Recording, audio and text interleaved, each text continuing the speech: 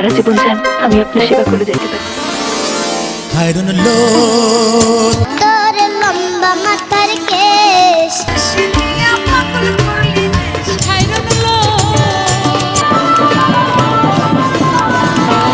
খায়রুন সুন্দরী, ভালোবাসা, বিশ্বাসঘাতকতা ও যমুনার নির্মম ট্র্যাজেডি।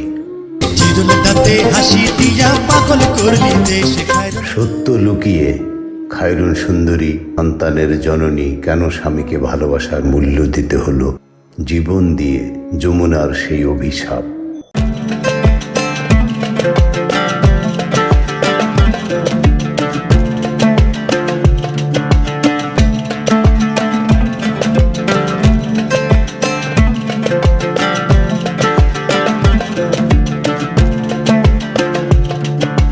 কাহিনীর প্রেক্ষাপট একটি অত্যন্ত সংবেদনশীল, বিতর্কিত এবং মর্মান্তিক, হৃদয় মর্মস্পর্শী বিষয় নিয়ে হাজির হয়েছি বন্ধুরা। খায়রুন সুন্দরীকে নিয়ে যেহেতু ইতিমধ্যেই লোককথা, গান এবং সিনেমা তৈরি হয়েছে, তাই এই কাহিনীর আবেগিক এবং নাটকীয়তা স্বর্ণালী দিনের বা পরবর্তী সময়ের সবচেয়ে আলোড়ন সৃষ্টিকারী উপাদান। বন্ধুরা, খায়রুনকে নিয়ে বিভিন্ন ধরনের মতামত ও গুজব ছড়িয়ে ছিটিয়ে রয়েছে গোটা দেশব্যাপী। সেহেতু এই ধরনের বিভ্রান্তিমূলক, কনফিউজড এবং বিতর্কিত বিষয়টি নিয়ে আমি আপনাদের নিকট কিছু প্রশ্ন ও সত্যের অনুসন্ধান করার চেষ্টা করেছি। তবে বকশীগঞ্জ উপজেলার মেরুর চর গ্রামের খায়রুনের পরিবারের কেউ অথবা আত্মীয় পরিজন এবং গ্রামের কেউ ভয়ে হোক, অনাকাঙ্ক্ষিত পরিস্থিতির আতঙ্কের কারণে হোক, কেউ মুখ খুলতে চান না। দেখা গিয়েছে যে খায়রুনের আপন ছোট ভাইও এমনভাবে মিডিয়াকে উত্তর দিয়েছে যে সে কিছুই জানে না। আচ্ছা, আপনার বোন ছিল খায়রুন সুন্দরী নাকি?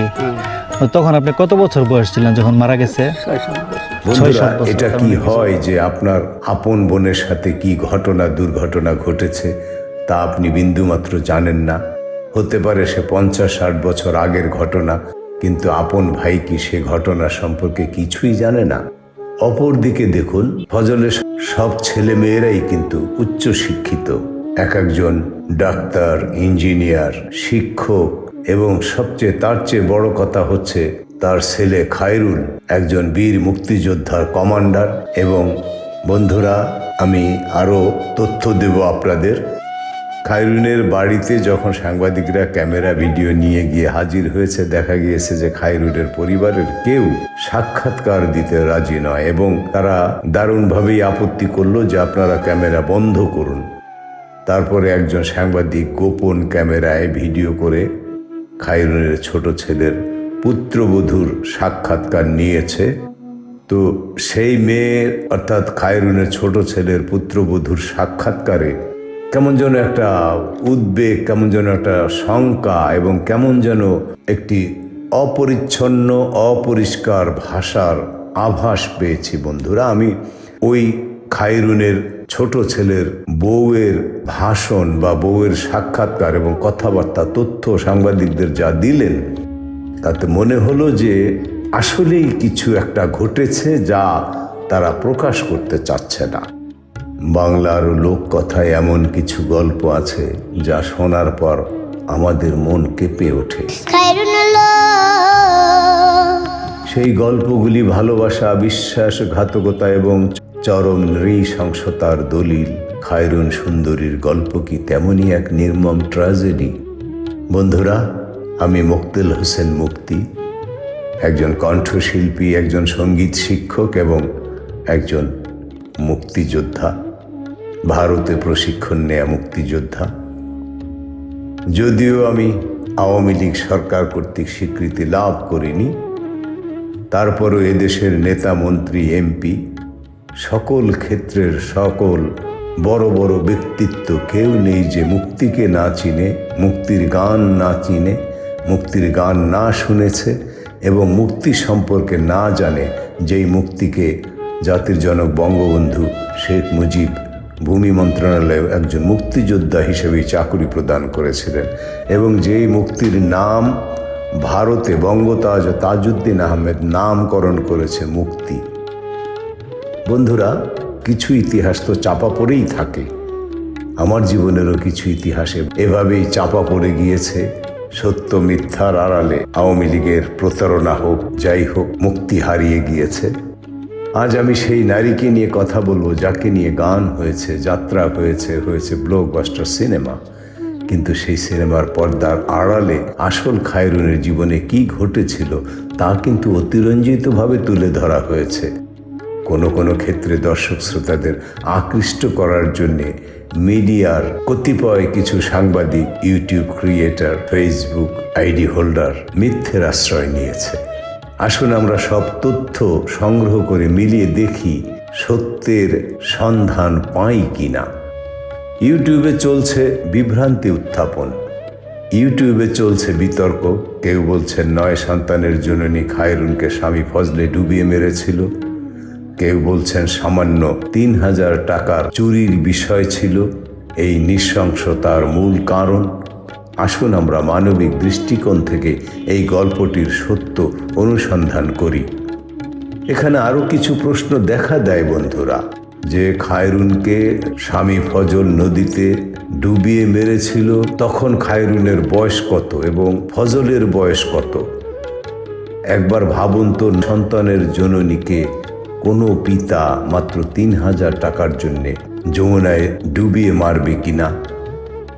2, খায়রুন ফজলের সংসারে তো এমন কোনো অভাব ছিল না যে তার সমস্ত সন্তানকে সুন্দরভাবে লেখাপড়া করিয়েছে, উচ্চ শিক্ষা দান করেছে। আসুন আমরা মানবিক দৃষ্টিকোণ থেকে এই গল্পটির সত্য অনুসন্ধান করি। হাসি দিয়া পাগল করলি দেশ। ভালোবাসা, সংসার এবং সন্তানের জননী খায়রুন ফজলের প্রেম বৃহত্তর ময়মনসিংহ জেলা, বর্তমানের জামালপুর জেলাধীন দেওয়ানগঞ্জ উপজেলার ফজল এবং বকশীগঞ্জ উপজেলার মেরুরচর গ্রামের খায়রুনের সাথে যমুনার পারের ফজলের বিয়ে হয়েছিল।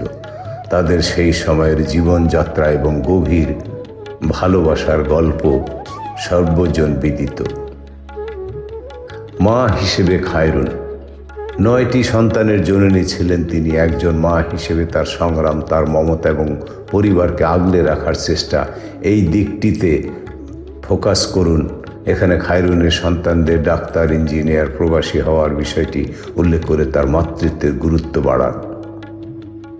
তার 9টি সন্তান আজ সমাজের উঁচু জায়গায় প্রতিষ্ঠিত। এই সফলতা কিন্তু খায়রুনের ত্যাগেরই ফল। ট্র্যাজেডি ও সত্যের বিতর্কিত মোড়। বন্ধুরা, এখন আসা যাক আসল ঘটনা, দুঃখজনক ঘটনা বা ট্র্যাজেডিতে। শোনা যায় খায়রুনের ভাই স্বামীর সামান্য 3000 টাকা চুরি করেছিল। যদি এটি সত্য হয় তবে প্রশ্ন জাগে, মাত্র 3000 টাকার জন্য কি এত বড় নৃশংসতা সম্ভব? নাকি এর আড়ালে লুকিয়েছিল অন্য কোনো সামাজিক বা মানসিক জটিলতা, যমুনার নির্মমতা? শোনা যায় তার স্বামী তাকে যমুনার বুকে ডুবিয়ে মেরেছিলেন। এই ঘটনাটি একজন মা, একজন স্ত্রী এবং একজন নারীকে হারানোর চেয়েও বড় এক বিশ্বাসঘাতকতার প্রতীক। এই ঘটনা নিয়ে আইন কি বলেছিল? যদিও এই বিষয়ে বহু বছর ধরে বিতর্ক চলেছে, কিন্তু একজন মায়ের এই করুণ পরিণতি আজও আমাদের বিবেককে নাড়িয়ে দেয়। মানবিক আহ্বান, দোয়া ও উপসংহার।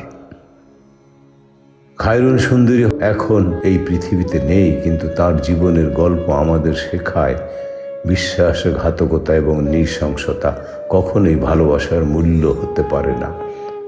আসুন আমরা সবাই এই মায়ের আত্মার শান্তির জন্য দোয়া করি, তার সন্তানদের প্রতি আমাদের সহমর্মিতা জানাই। তো বন্ধুরা, এই ছিল বাংলাদেশের মহান মুক্তিযুদ্ধের একজন বীর মুক্তিযোদ্ধা খায়রুল ইসলামের মা হারানো দিনের লোককথা খায়রুন সুন্দরীর মৃত্যু নিয়ে গুজব বা সত্য ঘটনা প্রবাহের বিশেষ প্রতিবেদন। এই নির্মম কাহিনীর পেছনে আপনি আর কোনো অকথিত সত্য জানেন কি? আপনার মতামত কমেন্টে জানান। খায়রুন সুন্দরীর আত্মার শান্তির জন্য সবাই একটি করে কমেন্ট করুন এই ধরনের আবেগময় ও শিক্ষামূলক জীবনী দেখতে মুক্তিজ ক্রিয়েশন চ্যানেলটি সাবস্ক্রাইব করুন। হ্যাঁ বন্ধুরা, আমিও একজন মুক্তিযোদ্ধা। একটু আগেও আপনাদের বলেছি আমি একজন সঙ্গীত শিল্পী, একজন সঙ্গীত শিক্ষক। বিশ্বের অনেকগুলো দেশে ঘুরে ঘুরে আমি শিক্ষকতা করেছি সরকারিভাবে, অর্থাৎ জাতিসংঘের অধীনে, ইউনিসেফের অধীনে। তো বন্ধুরা, বয়স হয়েছে, দুদিন পরে আমিও চলে যাব। আমার বাংলা উচ্চারণের ভুল ত্রুটি ক্ষমা করে দেবেন এবং ভালো লাগলে আমার ইউটিউব চ্যানেলটি সাবস্ক্রাইব করবেন, শেয়ার করবেন, লাইক করবেন এবং গঠনমূলক মন্তব্য করবেন। এই নির্মম কাহিনীর পেছনে আপনি আর কোনো অকথিত সত্য জানেন কি? আপনার মতামত কমেন্টে জানান। খায়রুন সুন্দরীর আত্মার শান্তির জন্য সবাই একটি করে কমেন্ট করুন। এই ধরনের আবেগময় ও শিক্ষামূলক জীবনী দেখতে মুক্তিজ ক্রিয়েশন চ্যানেলটি সাবস্ক্রাইব করুন। ধন্যবাদ। আসসালামু আলাইকুম ওয়া রাহমাতুল্লাহি ওয়া বারাকাতুহু।